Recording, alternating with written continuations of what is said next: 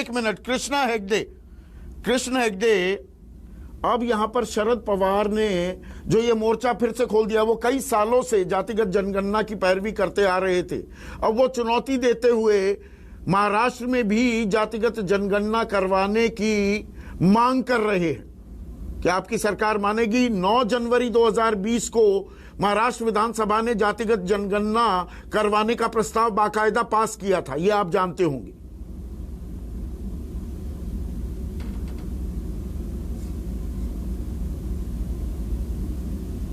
प्रकाश जी को भी सुन रहा था, और पहले आपने बहुत सारे आंकड़े रखे, तो मैं और एक आंकड़ा इसमें जोड़ना चाहता हूं।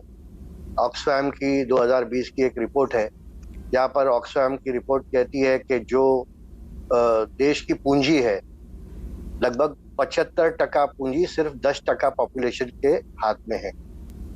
यानी अगर आप देखने जाए तो 90% जो पॉपुलेशन है उनके हाथ में तो कुछ है नहीं।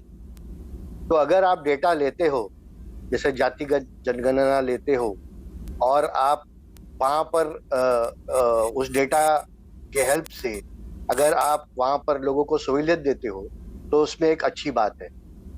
जैसे ओबीसी में, सिर्फ ओबीसी में लगभग 2633 कास्ट है, और अगर आपको ओबीसी की ही जनगणना लेनी है और उनको सहूलियत पहुंचाना है, तो आपको पता है कि कितनी बड़ी एक्सरसाइज होगी।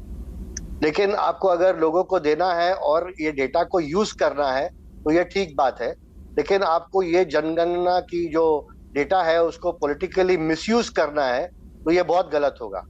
तो मुझे लगता है कि आपका जो प्रश्न था, पहले डेटा तो कलेक्ट हो कृष्ण हेगड़े, पहले डेटा कौन कलेक्ट करेगा? उसका मिसयूज होता है, उसका दुरुस्त इस्तेमाल होता है, तो बाद में तय होगा। सुनिए, आपने पहले कहा था कि 2011 में डेटा कलेक्ट हुआ है, उसके पहले भी कलेक्ट हुआ है, लेकिन उसको रिलीज नहीं किया गया है। उसका मैं आपको जवाब देता हूँ। अभी जो डेटा कलेक्ट होगा और उसको कैसे यूज किया जाएगा या उसको नहीं यूज किया जाएगा, मुझे उस पर कोई डाउट नहीं है। ये हर जो सरकार है, वो बीजेपी की सरकार हो या हमारे शिंदे जी की सरकार हो या नीतीश जी की सरकार हो, उनका उद्देश्य अच्छा है कि डेटा अगर कलेक्ट हो तो उसको लोगों के हित में यूज करे। कोई उसे मिसयूज नहीं करना चाहता। पर डेटा कलेक्ट कहाँ हो रहा है? मूल सवाल ये है, डेटा कहाँ कलेक्ट हो रहा है? ओबीसी जातिगत जनगणना कहाँ हो रही है? तो जैसे मैंने कहा कि महाराष्ट्र में रेजोल्यूशन पास हुई थी, 2 साल तक डेटा कलेक्ट नहीं हुई। अगर अभी भी हमको ओबीसी या दंगर समाज को या मराठा समाज को या कोई भी समाज को आरक्षण देना है, तो डेटा का तो जरूरत पड़ेगा। एक छोटा सा एग्जांपल देता हूँ। मेरे कॉन्स्टिट्यूंसी में ही लगभग 1 लाख लोग रहते हैं, घर हैं जो एयरपोर्ट पुनर्वसन में पीड़ित है। अगर मुझे उनका पुनर्वसन करना है तो मुझे उनका डेटा तो चाहिए ना। तो डेटा तो बहुत जरूरी है हर काम के लिए, लेकिन वो डेटा कैसे यूज होता है उसके ऊपर। तो क्या महाराष्ट्र सरकार ये डेटा इकट्ठा करेगी? क्या आप पॉजिटिव हैं? मैं अभी हामी की बात नहीं कर रहा हूं, आप सकारात्मक हैं जातिगत जनगणना को लेकर?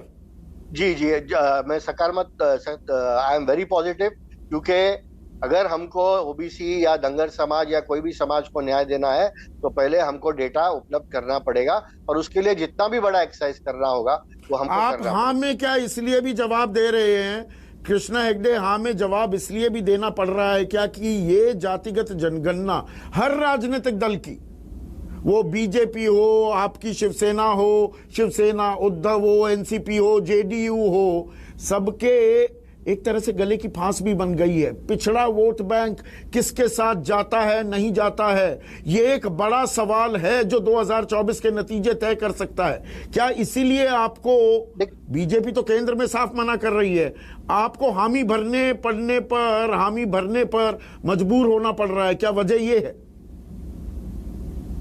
देखिए, मैं डेटा को यूज और मिसयूज के बारे में नहीं कह रहा हूं, मैं डेटा कलेक्शन की बात कर रहा हूं। और डेटा कलेक्शन करने में कोई बुराई नहीं है, और मुझे कोई फांसी लगाकर नहीं कह रहा है कि भाई आप इसमें हाँ भरो, क्योंकि as a technical person I am aware कि अगर आपको कोई बात आगे रखनी है, किसी को रिजर्वेशन देना है, किसी को आरक्षण देना है, किसी को सहूलियत पहुंचाना है, तो उसके लिए डेटा जरूरी है।